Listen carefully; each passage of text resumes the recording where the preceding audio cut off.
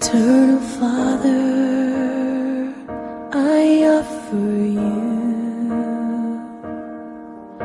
the body and the blood.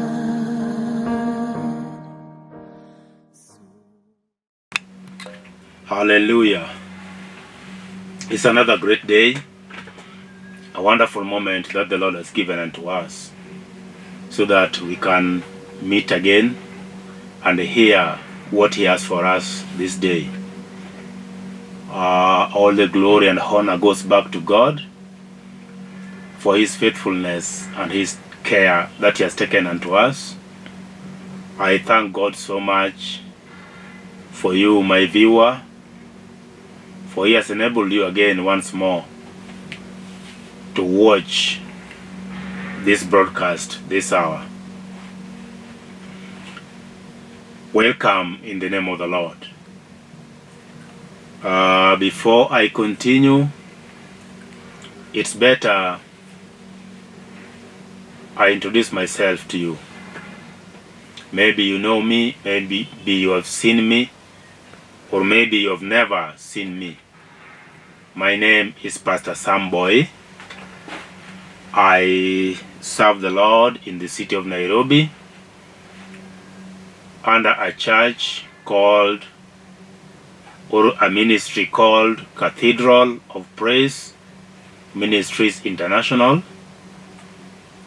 And we have a branch in Njiru along Kangundo Road. That's where I'm stationed. That's where I serve the Lord. That's where we worship God. Along Kangundo Road, when you reach Njiru, there is one petrol station. Nowadays we call them Energy, called Ola. When you are at Ola Energy in Njiru, just behind it, a few meters, like 150 meters, you will find us there. And God will bless you if you can visit us one of these fine Sundays. We welcome you in the name of the Lord. Come and visit us, and we are going to be blessed together. The Lord has been blessing His people. People have been coming to see us and even to worship with us. And we thank God because God has been doing something upon their lives. So you are not even exceptional. You are also invited to come so that we worship the Lord, so that God visit us together. Thank you, and God bless you. I want to take this opportunity to thank Lolwe TV management for giving us this time to be on air and to preach the word of God. May God bless them so much. May God lift them. May God protect them. May God do them good. And I know that God of the universe will remember them wherever they are, in Jesus' name. Before I go to the word of God, I'd like us to pray. I'd like us to pray before we go to the word of God. Wherever you are, I call upon you to bow down your heads so that you can pray. Father, in the name of Jesus Christ, this is a blessed moment. This is a time that you've given unto us. And Lord, as we are here because of your word. And I pray, Jehovah, that let your word get into somebody's life and bring a change. Lord, let your word speak to somebody today. Let your word, Lord, minister to someone this morning, and let your power prevail. Because I know that you are going to save someone, you are going to heal someone this morning. I thank you and bless you. In Jesus' mighty name I pray. Amen. I'd like you to say amen. I'm going to read from the book of Judges. The book of Judges chapter 4, verses 8. I'm going to have a short message, and the verse I'm reading is also a short verse. It's only one verse. The Bible is saying in the book of Judges chapter 4 verses 8, And Barak said unto her, If you will go with me, then I will go. But if you will not go with me, then I will not go. The topic I want to share today is fight your own battle. Fight your own battle. Many a times, a country like Kenya, they enlist thousands of young men into the army, or maybe to the defense forces.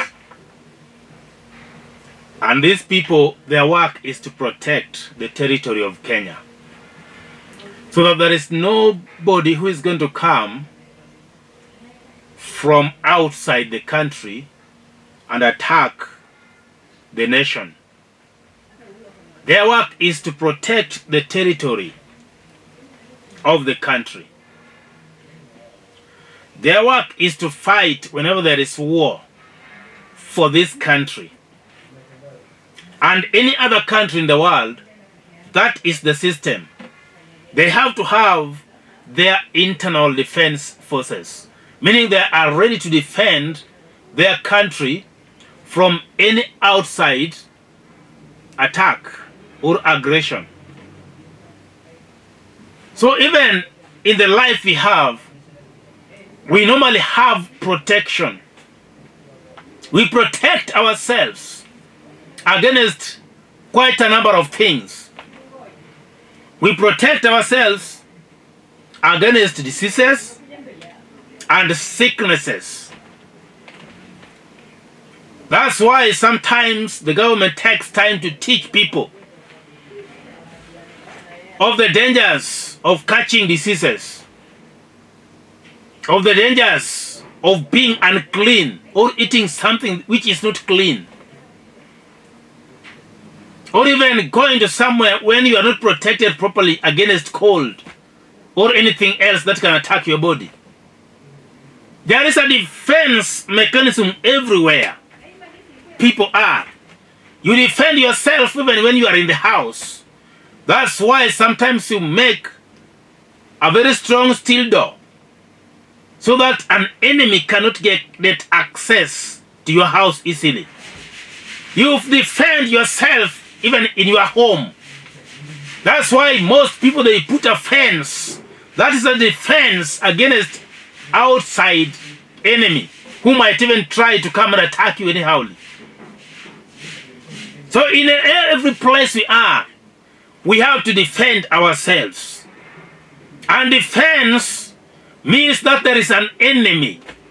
And an enemy is a person who is able to do anything bad to your life or even to whatever you possess. That is an enemy. He can attack you when you don't know, and others can even come when you are aware that they are coming. But I thank God this morning, because our God is faithful. He has given us protection all around.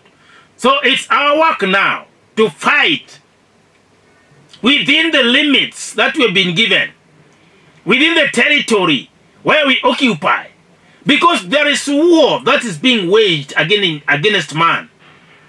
There is war that has been set, it has been arranged, so that man can fight. Don't you know that the enemy might even try to make use of you so that you can fight the rest of your life? You fight, but you don't get victory. You fight, but you don't know why you are fighting. You fight, but you don't get what you want. The enemy can keep you very busy with things that doesn't help you in your life, with things that are not important. But you just do them because the enemy wants you to be busy.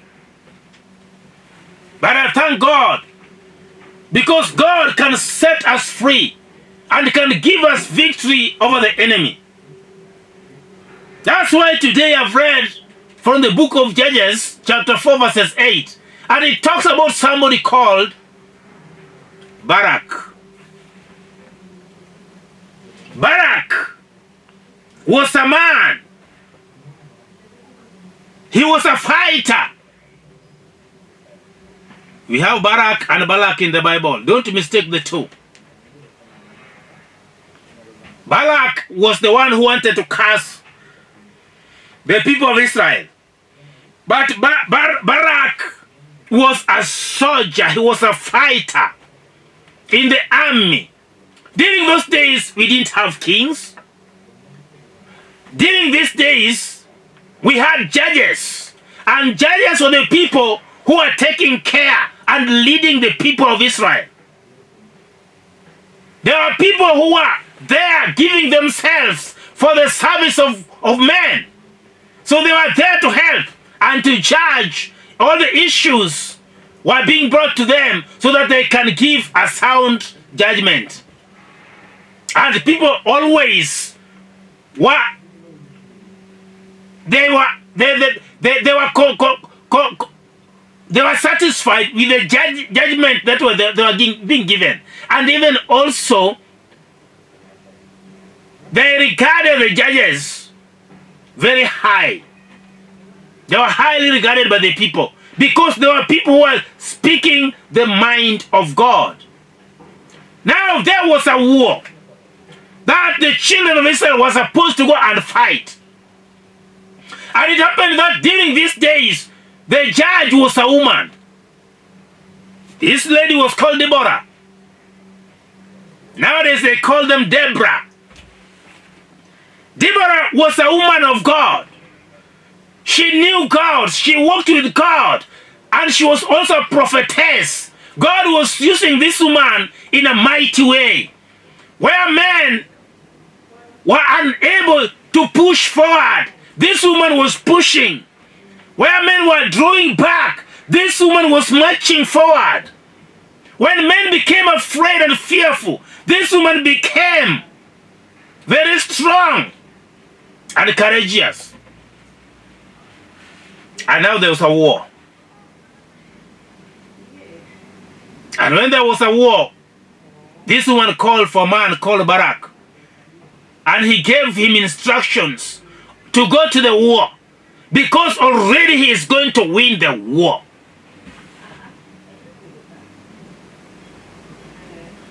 There was a battle. And the battle was destined for victory.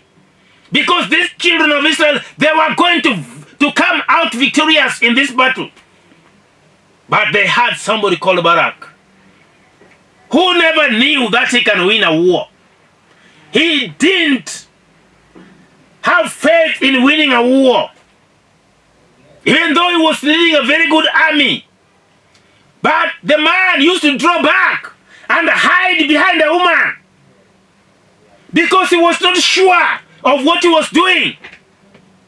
He was a soldier, yes, but he was a coward. He told Deborah one thing, that unless you go with us, unless I go with you, I'm not going to this battle. Unless you, Deborah, prepare yourself to walk with us, we are not going to leave this place. You see how men normally lose focus. A man can lose the focus when he forgets that he's supposed to be a leader, somebody who can lead people, even leading your own family. And when you have lost focus, God is going to raise somebody else. God raised Deborah because men, they lost focus. And God wants somebody who can move forward and deliver what God wanted to be delivered. And that is what happened.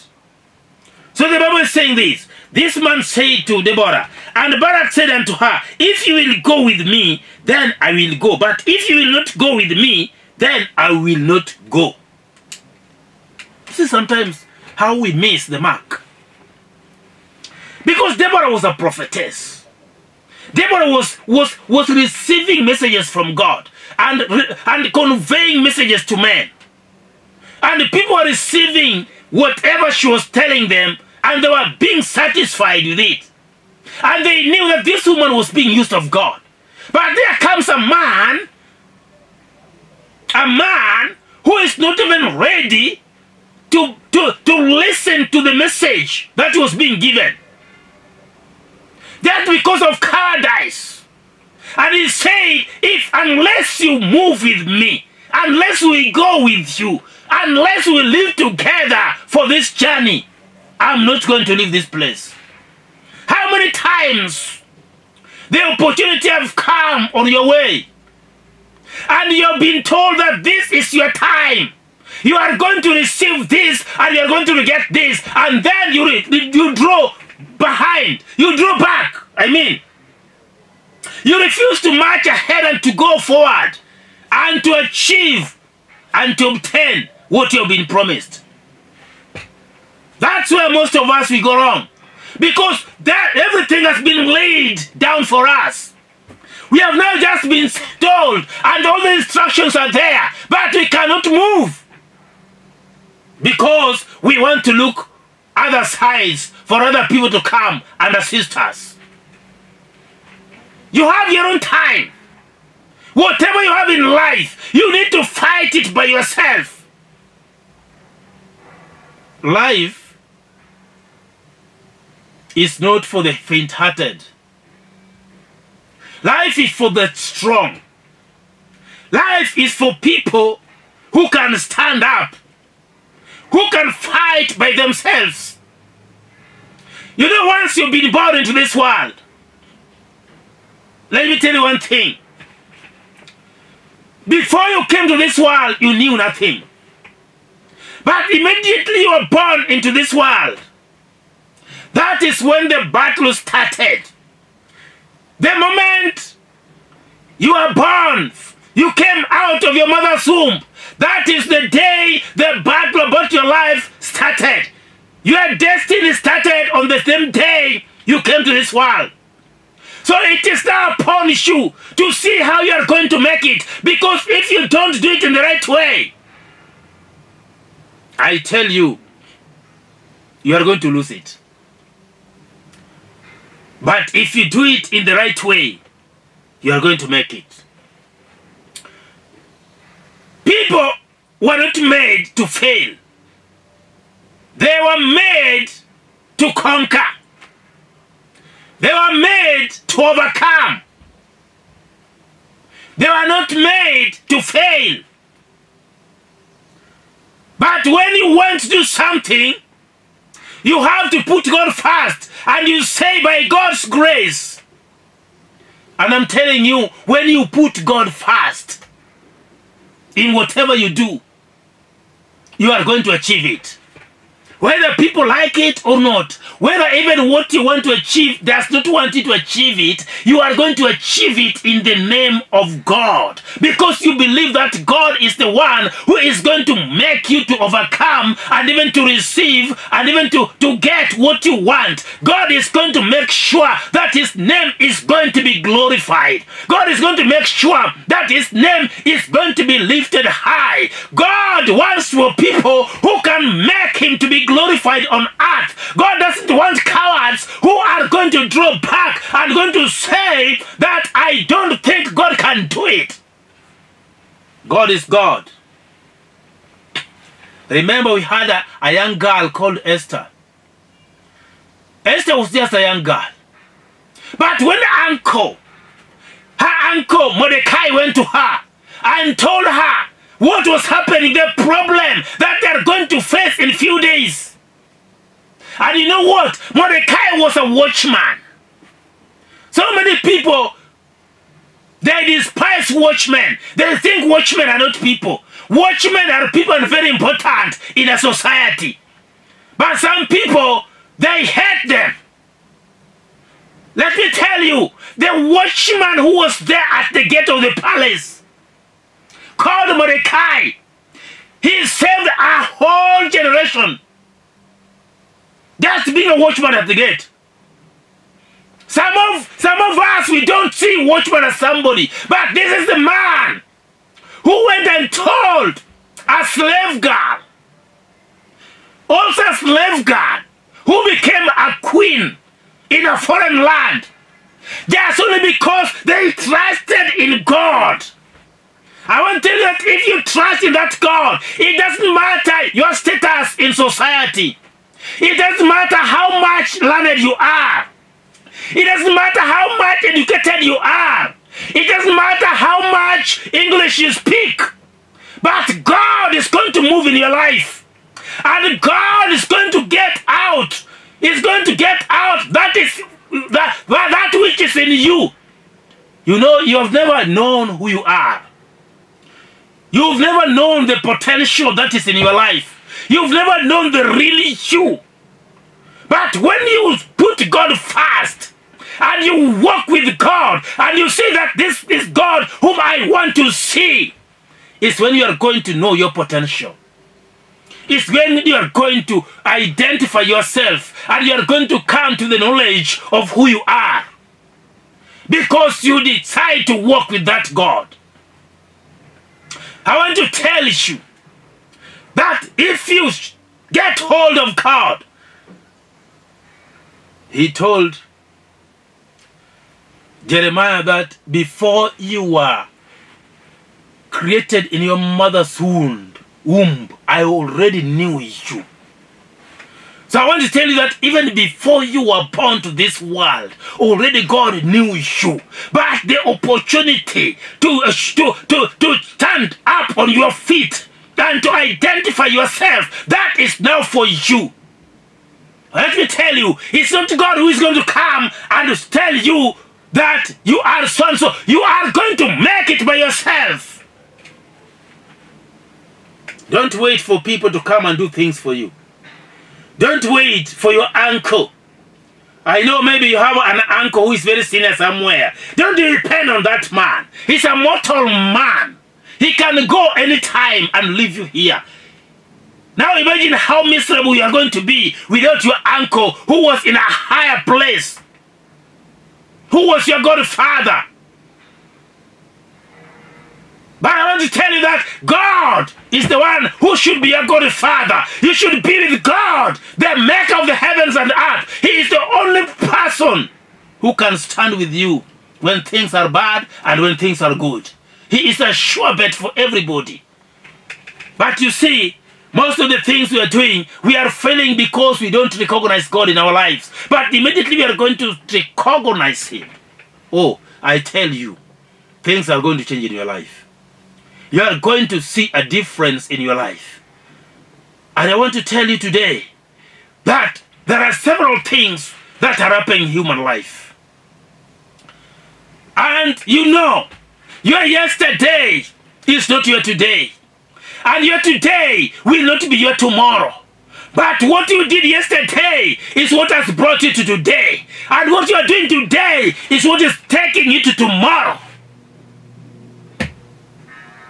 I believe you get me there. If you don't do it well, if you did do it well yesterday, how sure are you that you're going to do it well today? But you have to start from yesterday. Then you come to your today, and your tomorrow is going to be greater. Your tomorrow is going to be more better. Your tomorrow is going to be good than all the days you have. So everybody else is striving to have a better tomorrow. Because today is here, and today is moving, it's rolling away. But tomorrow is coming. We want to have a better tomorrow. But I tell you, a better tomorrow you can only have when you have one person in your life. Jesus, the Son of God. So many people are having different kinds of things in their lives. They have their jobs. That is the ultimate thing in their lives. And they love it. Others love their money, the money they have. Those are the things they consider so much in life. Everybody has something. Everyone born of a woman and is living on this earth, they have things that they put forward first. and things that are close to their hearts. Some are even worshiping those things. But I tell you, those things, they're vanity. Because today they are there, tomorrow they will not be there. Today they are there, tomorrow they will not be there. Can I tell you something? I've even seen a home where they worship a snake, a big python. That is their God. And I want to tell you that when that python died, because all these things created by God, they will have to pass away. Even the earth and the heavens will pass away. That's what the Bible says. When that snake died, the home was closed. It was closed. Because that was their God. They had wealth. They had everything they wanted. But it came from the python. And when the python died, oh, things changed in that family. The entire family went out. Yeah, it was wiped out. And the home was closed. No generation in that family. No generation in that home. Nothing. And even the things they adored so much, that was close to their heart, they went with them. Now, why should you bother with things that have just only come into existence because of God? God is the one who has created them. Why can't you have your life put in God? Why can't you have God in your life? Why can't you be protected by the blood of the Lamb of God? Instead of things that are there today, tomorrow they'll not be there. I understand men love their cars so much. Cars. Just a vehicle car. Just a car. Just a car. Someone love a car so much. Are you okay? Are you normal? You need to love God. You need to say to God that you are my fortress and my salvation. He is your protector. He is your provider. He is everything unto you. He is your healer. And even the oxygen you are breathing right now comes from Him. Trust God. Don't trust in man. Cursed is he who trusts in man, but blessed is he whose trust is in Jehovah God. I thank God because of this moment. I want to pray with somebody. In case you have not been born again and you need to draw closer to God, I want to pray with you. Please, some other things, you have to get salvation first before you do anything else. And when you get salvation, all those other things, they'll just follow you. Matthew 6:33. Seek ye first the kingdom of God. That's why I want to pray with you first. You seek the kingdom of God. I want you to say, after what I'm going to say, Lord Jesus, I thank you this moment. I want you to save my soul. Set me free from the law of sin. Set me free from the hands of the devil. I rebuke Satan from my life. And I pray that you take my name from the book of death and write it in the book of life. Save me and set me free. I'll follow you and I'll walk with you. In your holy name I pray and believe. Amen. If you pray that prayer, look for a good church where the word of God is being taught, where you can grow spiritually. Go to that church, fellowship with them, tell them you are born again. And you saw Pastor Boyi preaching on TV, he prayed for you, prayer of salvation. And God bless you. I want to pray with you right now. Father, in the name of Jesus, I bless you and I give you the praise because of this moment and this hour. You have taken care of us, Lord. We have received your message. Let your word, Father, sink into someone's life and bring a difference and bring a deliverance and bring salvation and bring healing. I thank you and I bless you, Lord. In Jesus' mighty name I pray and believe. Amen. My numbers are here: 0722-944-623 or 0731-495-873. If you call,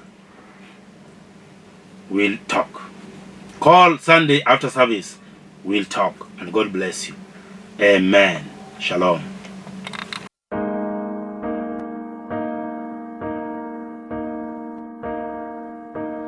Eternal Father, I offer you the body and